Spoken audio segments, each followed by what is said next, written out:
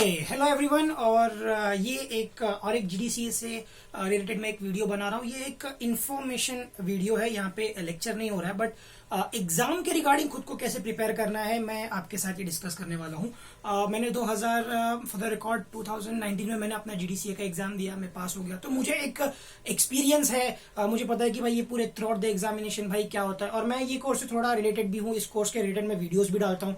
तो मुझे ऐसा लगता है कि मुझे वो एक्सपीरियंस आप लोगों के साथ शेयर करना चाहिए कि भाई ये एग्जामिनेशन कैसा होता है, कि ये एग्जामिनेशन के लिए आपको कैसी प्रिपरेशन करनी होती है और किन किन चीजों का आपको ख्याल रखना होता है, and some dos and some don'ts. देखो ये एग्जाम अगर मैं कहूँ तो बेसिकली जो कैंडिडेट होता है वो टीवाई के बाद ही करता है, थर्ड ईयर ऑफ बोलते ना, थर्ड ईयर बीकॉम के बाद ही ऑप्ट करता है। In certain cases, in certain exceptions, अगर आप गवर्नमेंट एम्प्लॉय हो और 12th के बाद ये कोर्स कर सकते हो, लेकिन उसके अंदर फॉर्मेलिटीज थोड़ी ज्यादा होती है। तो यूजुअली बहुत रेयर केस में ऐसा होता है कि कोई गवर्नमेंट एम्प्लॉय जीडीसीए का कोर्स कर रहा है जो कि टीवाई से कम एजुकेटेड है, अंडर ग्रेजुएट है या फिर ऑन गोइंग ग्रेजुएट है। यूजुअली ग्रेजुएट ही इसका एग्जाम देते हैं। तो ये एग्जाम क्यों ऐसा, क्यों कि ये एग्जाम, ये वीडियो बनाने का मेन रीजन क्या है, क्यों ऐसा मुझे लग रहा है कि ये वीडियो बननी चाहिए। देखो बहुत सारे एग्जामिनेशंस आप कर चुके हैं, 10th किया है आपने, 12th किया है आपने, अपना टीवाई किया, और बहुत से अलग अलग कोर्सेज भी आपने किए होंगे, कुछ तो एमकॉम भी होते हैं। तो क्यों जीडीसी, क्यों ऐसा लगता है कि इसकी अलग से वीडियो बनना चाहिए और आपको ये वीडियो लाइक आप तक एक मैसेज पहुंचना चाहिए कि भाई ये एग्जामिनेशन के लिए आपको कैसे तैयारी करनी है। हाँ, थोड़ा सा डिफरेंस है, थोड़ा सा नहीं, थोड़ा ज्यादा डिफरेंस है। और ये डिफरेंस मैं कहूंगा कि कहीं ना कहीं आप अगर आप खुद को तैयार कर लो तो शायद से आपको एग्जाम में ये चीज की तकलीफ ना हो। ठीक है, अब कैसा होता है, देखो जीडीसी एक कोर्स होता है, साल में एक बार होता है। यूजुअली जो भी एग्जामिनेशंस कंडक्ट होते हैं बाय स्टेट और बाय नेशनल, नेशनल लेवल पे, वो 2 बार होते हैं, कि बीच में कहीं मिड में होगा, कभी एक एंड में होगा। लेकिन जीडीसीए बहुत कम कोर्सेज में से ऐसा एक कोर्स जिसका एग्जाम साल में सिर्फ एक ही बार होता है, वो भी मई के अंदर। मई के जो मैं बोलूँ जो थर्ड सेट होता है 21 to 30, उसके बीच 31, उसके बीच में कभी भी 3 दिन ये लोग एग्जाम कंडक्ट करते हैं। तो अच्छा, ये वीडियो अगर आप अभी तक देख चुके हैं तो रिक्वेस्ट है कि आप पूरा वीडियो देखें। क्योंकि लिए बहुत सी ऐसी बातें हैं जो आपको शायद से नहीं पता होगी, और वो बातें अगर आपको आज पता चल जाए, अब पता चल जाए, तो शायद से आप अपने प्रिपरेशन अच्छी तरह कर सकते हैं। किस तरह की कैटेगरी है, देखो मैं एज ए स्टूडेंट भी हूँ, अब टीचर भी हूँ, पढ़ा भी रहा हूँ। तो मैं कह सकता हूँ कि भाई एक कैटेगरी होती है स्टूडेंट्स की जो ईमानदारी से पढ़ाई करते हैं, साल भर पढ़ते हैं, क्लासेस लगाते हैं, कोई भी कोर्स के लिए, not only GDC, every course, साल भर क्लासेस लगाते हैं। तो फिर क्लासेस लगाते हैं, पे पढ़ते हैं, पढ़ाई करते हैं, एग्जाम देते हैं, पास हो जाते हैं अच्छे मार्क्स से, गुड स्टूडेंट। सेकंड होते हैं कि भाई जिन्हें ज्यादा वक्त नहीं मिलता, संडे हफ्ते में 2-3 दिन पढ़ते हैं, लीनियंट पढ़ते हैं, अच्छे स्कोर मार्क्स करते हैं, एवरेज मार्क्स करते हैं, निकल जाते हैं। थर्ड कैटेगरी बहुत भयानक होती है, जो लास्ट के 1 महीने में पढ़ना है या बस बोले आशीर्वाद लेके दही खा के पहुंच जाना है एग्जाम में ना। This is the category which is very alarming. GDCA के अंदर अगर आप फर्स्ट कैटेगरी से हो तो बहुत बढ़िया, I mean like heads of, like इस कोर्स के लिए इतना डेडिकेशन, बहुत अच्छी बात है। सेकंड कैटेगरी से आते हो ऑलमोस्ट सारे, मैं भी सेकंड कैटेगरी का था कि हफ्ते में 1-2 दिन पढ़ लिया, 3 दिन पढ़ लिया, अकाउंट्स को 2-3 घंटे दे दिया, निकल जाता है, पास हो जाता है। Third category, don't be that, बिल्कुल भी उस कैटेगरी में नहीं जाना। लास्ट के 10 दिन में खींचूंगा, बेटा 6 सब्जेक्ट है, नहीं जमेगा, वहां जाओगे गड़बड़ा जाओगे। ठीक है, अच्छा कुछ डोंट्स। पहला तो ऐसा है ना कि you should have your attitude, like आपका एटीट्यूड ऐसा होना चाहिए कि भाई मैं इस एग्जाम को पास करने वाला हूँ, मैं पढ़ाई करूंगा और मैं इस एग्जाम को पास कर लूंगा। देखो कोई भी एग्जामिनेशन होता है ना, आप फेल क्यों होते हो कि आपने पढ़ाई नहीं की। अच्छा एक्सेप्शंस होते हैं, भाई बीमार था, घर में कुछ प्रॉब्लम थी, वो सब ठीक है, लेकिन यूजुअली आप क्यों फेल होते हो, सिंपल है भाई, मैं पास नहीं हुआ। क्यों नहीं हुआ, मैंने पढ़ाई नहीं की, यही होता है। ठीक है, अच्छा आपका एटीट्यूड होना चाहिए कि भाई मुझे पूरा एग्जाम देना है, मुझे एग्जाम पास करना है। ठीक है, एक चीज मैं आपके साथ क्लियर करना चाहता हूं कि जीडीसीए और सीएचएम, बहुत सारा क्राउड ये बात में कंफ्यूज है कि भाई सर जीडीसी और सीएचएम में डिफरेंस क्या है। सर सीएचएम क्या है, मैं खुद का एग्जांपल दूंगा कि मैं खुद भी सीएचएम को ढूंढ रहा था, लाइक मैं अच्छा खासा टाइम, 1 महीना तो मैं ढूंढ ही रहा हूँ भाई सीएचएम क्या है, सीएचएम क्या है, क्योंकि दिखाता है जीडीसीए एंड सीएचएम। यकीन मानो जीडीसीए के जो फर्स्ट 3 पेपर है ना, दैट इज सीएचएम। अगर आप सिर्फ 3 पेपर देते हो जीडीसीए के तो दैट इज सीएचएम। अगर आप पूरा 6 पेपर देते हो तो यू लाइक जीडीसीए सीएचएम दोनों कवर हो जाता है। तो सीएचएम इज नथिंग डिफरेंट, ये भाई जीडीसीए का ही हिस्सा है। जो पहले के 3 पेपर है वो आपके सीएचएम कहलाए जाते हैं। तो अगर आप 3 पेपर देना चाहते हो, बहुत रेयर केस में होता है कि बंदा 3 पेपर दे रहा है, स्टार्ट करते हो, दैट इज सीएचएम। अगर आप पूरे 6 पेपर देते हो तो दैट इज जीडीसीए। ठीक है, चलो एग्जाम पॉइंट ऑफ व्यू आते हैं। देखो जीडीसीए एक ऐसा एग्जामिनेशन है ना जहां पे आप थोड़े से एग्जॉस्ट हो सकते हो। क्यों, क्योंकि लिए ये एग्जाम जो होता है ना, ये 7 घंटा चलता है, 7 घंटा। यूजुअली हम लोग ने अपना लॉन्गेस्ट एग्जाम 3 घंटे तक का अपने एग्जाम दिया है, 10th में 12th में टीवाई लेवल पे दिया या कोई कॉम्पिटिटिव एग्जाम 3-3 घंटा दिया। ऐसा कभी नहीं हुआ है कि भाई एक पेपर दे रहा है और फिर थोड़ा सा ब्रेक है और एक वापस एक पेपर दे रहा है। स्कॉलरशिप के टाइम पे होता था, बट अभी used to be very small और एमसीक्यूज होते थे तो उतना टेंशन नहीं होता था। लेकिन आपको एक फुल फ्लेज 100 मार्क का पेपर लिखना है, मतलब आप एक दिन में 200 मार्क का पेपर अटेम्प्ट कर रहे हो 7 घंटे के दरमियान में। मतलब आप एक पेपर अटेम्प्ट करोगे, आपको 1 घंटे का ब्रेक मिलेगा, फिर आप एक दूसरा पेपर अटेम्प्ट करोगे। जी हाँ, जीडीसीए का अब तक का पैटर्न ऐसा है, आगे जगह चेंज आएगा तो अच्छी बात है, लेकिन अब तक का पैटर्न ऐसा है कि भाई आप आते हो एक दिन में 2 पेपर अटेम्प्ट करते हो, 3 घंटा एक पेपर, 1 घंटे का ब्रेक, 3 घंटा एक पेपर। तो ये एक छोटा सा ना एग्जॉस्टिव फैक्टर हो जाता है कैंडिडेट्स के लिए कि भाई ये 7-7 घंटा पेपर कौन लिखेगा। क्योंकि जो कैंडिडेट्स आते हैं ना, देखो मैं ऐसा नहीं बोलता कि भाई अच्छे स्टूडेंट जीडीसीए नहीं करते, बट जो हेल्दी क्राउड होता है ना वो एक एवरेज होता है, तो उनके लिए 7 घंटा बैठ के पेपर लिखना that is really something tough. भाई हमने हमारे 10वीं 12वीं में नहीं किया, भाई यहाँ क्या कर रहे हैं। बट ऐसा ही है, आपको 7 घंटे बिताने होते हैं एग्जाम सेंटर में, 1 घंटे का आपको ब्रेक मिलता है। तो इतना ही कहूंगा कि एग्जॉस्ट नहीं होना। अगर आप पहला पेपर लिखते हो, आप उस पेपर के अंदर फुल जान लगा रहे हो, मेहनत से घस रहे हो, यहाँ पे आपका टारगेट होना चाहिए कि मेरा पेपर कंप्लीट होना चाहिए। ऐसा नहीं कि भाई एक आंसर है वो 1.5 पेज का, तो पूरा 1.5 पेज का आंसर लिखूंगा, बाकी के सारे पेपर सारे क्वेश्चन है वो बात कर। नहीं, टाइम फैक्टर यहाँ पे एक इंपॉर्टेंट रोल प्ले करता है कि भाई यहाँ पे आपको भाई 3 घंटा दिया है, 100 मार्क का पेपर अटेम्प्ट करना है और इसके बाद 1 घंटे के बाद वापस से 100 मार्क का पेपर अटेम्प्ट करना है। तो भाई यहाँ पे अपने को थोड़ा सा बोलते ना एक मैं बोल सकता हूँ कि भाई बोलता है काम अपना बिहेवियर रखना है कि हाँ भाई एक पेपर हमको लिखना है, 1 घंटा ब्रेक लेना है, दूसरा पेपर लिखना है।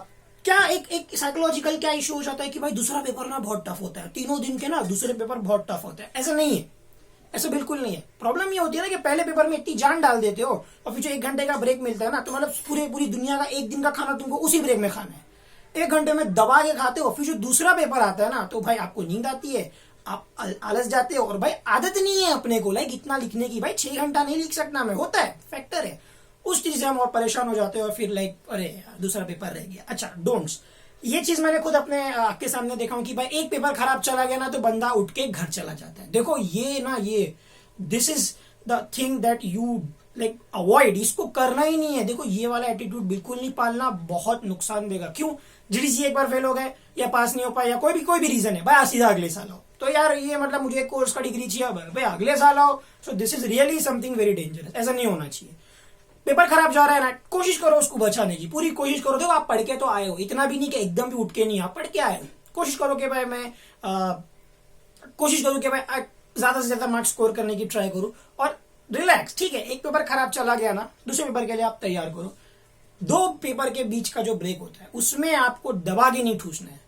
लाइट वेट बोल रहा हूं मैं, आप लाइट फूड खा सकते हो, आप फ्रूट्स खा सकते हो, या आप कोई भी एक ब्रेकफास्ट टाइप मटेरियल, दाल चावल खिचड़ी भर के लाया डब्बे में और ले भाई धपाधप भर रहा है। Don't be that person. Second paper में आप शोगे। दूसरी चीज, 6 सब्जेक्ट के रिगार्डिंग यहाँ पे अकाउंट्स से रिलेटेड मैं आपको एक छोटा सा इन्फो देना चाहूंगा कि भाई देखो 11वीं 12वीं कॉमर्स सेक्शन, 11वीं 12वीं FY SY TY जितने भी हमको लेवल्स मिले ना, हमको अकाउंट्स के अंदर है ना सॉल्विंग फैक्टर बहुत आया। भाई सॉल्व करना है, भाई सॉल्व करना है, भाई सॉल्व कर रहे भाई टेबल बना रहे, सॉल्व कर रहे। जीडीसी के अंदर ना कैसा हो जाता है कि यहाँ पे जो है आपको थ्योरी भी आती है और थ्योरी अच्छे अमाउंट की आती है। ये चीज एक बच्चा अकाउंट्स में मिस कर जाता है। थ्योरी आती है, बच्चा भपल जाता है। क्योंकि देखो 11th 12th में होता था, थ्योरी आती थी, ऑप्शन में हम निकाल लेते थे, टेंशन नहीं होता था। लेकिन यहाँ पे ऐसा होगा ना कि थ्योरी आती है तो अरे ये क्या है। तो अकाउंट्स आप पढ़ने बैठो तो आप जितना प्रैक्टिकल को इंपॉर्टेंस दे रहे हो, आप थ्योरी को भी उतना इंपॉर्टेंस दो। ऑडिट है, मैनेजेबल है। अच्छा, एक सब्जेक्ट यहाँ पे लॉ आता है। लॉ ऐसा सब्जेक्ट है ना जहां पे आप सिंपल वर्ड्स में बोलूं, फैकोलॉजी नहीं कर सकते। क्या करते थे आप? एग्जाम में बैठते थे, एक पॉइंट बता दे, हेड पॉइंट बता दे, तेरा भाई पीछे से पूरा कंटेंट लिख लेगा, आप ही राइटर हो। इस सब्जेक्ट में ये चीज नहीं करना। बहुत से बच्चे यही गलती करते हैं, यहाँ पे अपनी आइडियोलॉजी निकालते हैं, अपना भाई राइटर है तेरा भाई, बुक बनाया।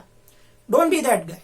क्यों? क्योंकि दैट इज वेरी बोलते ना एकदम सटीक पॉइंट टू पॉइंट, उसका जो भी एसेंस होता है, जो भी आंसर्स होते हैं उसके पॉइंट टू पॉइंट होते हैं, लॉज होते हैं उसके अंदर, थोड़े सेक्शन की अभी जिक्र किया गया है। तो यहाँ पे अगर आप फेंकने जाओगे ना तो बहुत गंदा फंसोगे। तो अवॉइड। एक तो अकाउंट्स के अंदर आपको ये चीज, दूसरा आपको ये लॉ के अंदर। ऑडिट सेम है, टीवाई अगर आपने अच्छे से दिया तो आप अच्छे से मैनेज कर लोगे। बाकी के भी जो 3 सब्जेक्ट है ना, थियरी है, इजीली निकल जाता है, आपको सिर्फ उसके डेली टच में रहना है। ठीक है, और एक बात, जैसा कि एक पेपर खराब हो गया तो भाई बंदा छोड़ के चला जाता है, ऐसा भी होता है कि भाई अब बंदा नहीं सरवाइव कर पाता, एक दिन 2 पेपर देता है और फिर बोलता है अभी से मुझे नहीं आना। वाई? ये चीज तो बहुत अजीब है कि भाई आप तो पैसा भरे, टाइम दिया, मेहनत की, ठीक है ना, पेपर सही नहीं गया तो छोड़ के घर चला जाए और नहीं मैं कल से नहीं आऊंगा। बाकी के 4 पेपर उसने अटेम्प्ट ही नहीं किया, क्यों? कि भाई मेरे पहले के 2 पेपर बहुत खराब गए। कोई भी रीजन हो सकता है, वही सेम रीजन के भाई एक पेपर होगा मेहनत से लिखा, दूसरे में बहुत टूस लिया, नींद आ गई, नहीं लिख पाया, या फिर पढ़ के ही नहीं गया था, ये भाई आशीर्वाद और भाई घुस गए भाई पेपर देने, तो ये भी एक फैक्टर हो सकता है। तो भाई डिमोटिवेट हो जाते हैं, घर चले जाते हैं। देखो माना कि भाई 850 फीस है, but seriously 850 hard earn money, भाई या तो आपकी मेहनत का पैसा है या तो आपके घर वालों की मेहनत का पैसा है, सीधी बात है। ऐसा तो नहीं है कि फुकट में मिल रहा है जो आप भर रहे हो, ये भी चीज आपको अवॉइड करनी है। तो भागना नहीं है पेपर से, भाई पेपर देना है। अच्छा, इसकी जो नोटिस आती है, जो भी इशू होता है, जो भी हम लोग यहाँ पे मैं बोल सकता हूँ कि भाई जो भी ना एक आता ना कि भाई ये एग्जाम अभी होगा, ये एग्जाम तभी होगा, ये इधर आने वाला है, do not depend on a third party.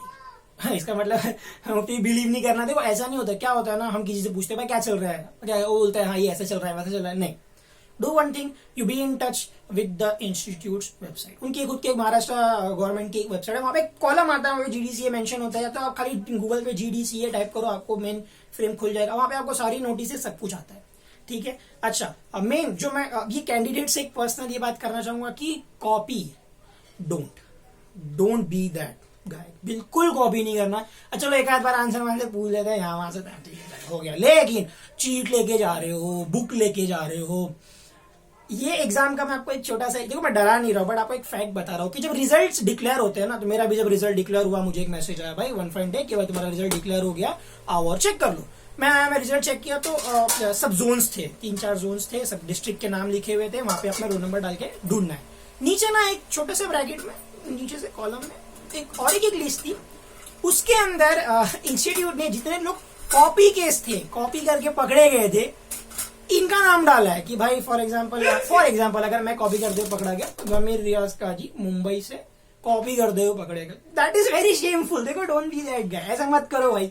छाप रहे तो पकड़े गए, शॉप भी सही से नहीं रहे हो, पकड़े जाते हो, फिर नाम वाम आता है और 3 साल के लिए अप्रोक्स 3 साल के लिए आप बैन हो जाते हो ये एग्जाम से। So like please don't be that, cheat लेके जाऊंगा, कॉपी करूंगा। देखो एक पूरा साल मिलता है आपको प्रिपेयर करने के लिए, जरूरी नहीं है दिन रात जीडीसीए ही करना है, हफ्ते के 7 दिन जीडीसीए करना है, नहीं इतना भी टफ नहीं है। करो ना, 4 दिन करो, 4 दिन में 3-3 घंटा बैठो, आराम से मैनेज होता है।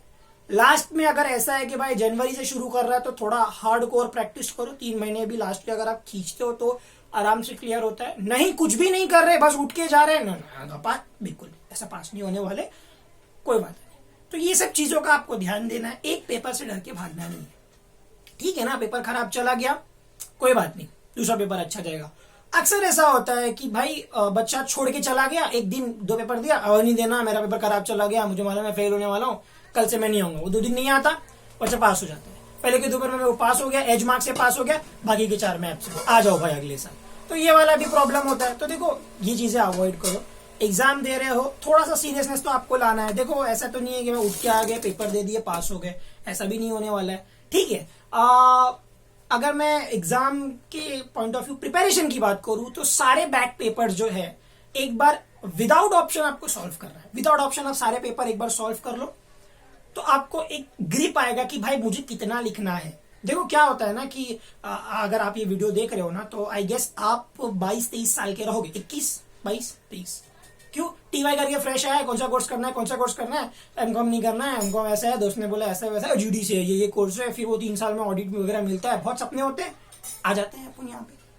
तो अपने को आइडिया नहीं है, अपने को एक आदत नहीं है 6 घंटा घसने की। हमको आदत है 3 घंटे का पेपर मैं लिख सकता हूँ, मुंबई यूनिवर्सिटी है 2.5 घंटा टाइम देती है, 2.5 से 3 घंटा में पेपर लिख सकता हूँ। लेकिन आप बोलो कि भाई 3 घंटा लिखना है, ब्रेक लेना है, फिर 3 घंटा लिखना है, ये चीज हमने कभी की नहीं है। तो खुद को मेंटली थोड़ा प्रिपेयर करो, कॉपी मत करो, और देखो मेहनत तो करनी है, मेहनत करोगे तो ही आपको मैं कह सकता हूं कि बेनिफिट आएगा, वरना दिस थिंग इज यूजलेस। अगर आप ऐसे सोच रहे हो जुमा दिन उठ के आऊंगा, पेपर दूंगा, पास हो जाऊंगा, नहीं, ऐसे यहाँ नहीं होने वाला है। अथॉरिटी इतनी भी लीनियंट नहीं है कि आप बस आ जाओगे, पेपर दे दोगे, पास हो जाओगे, हो गया, ऐसा नहीं होने वाला है।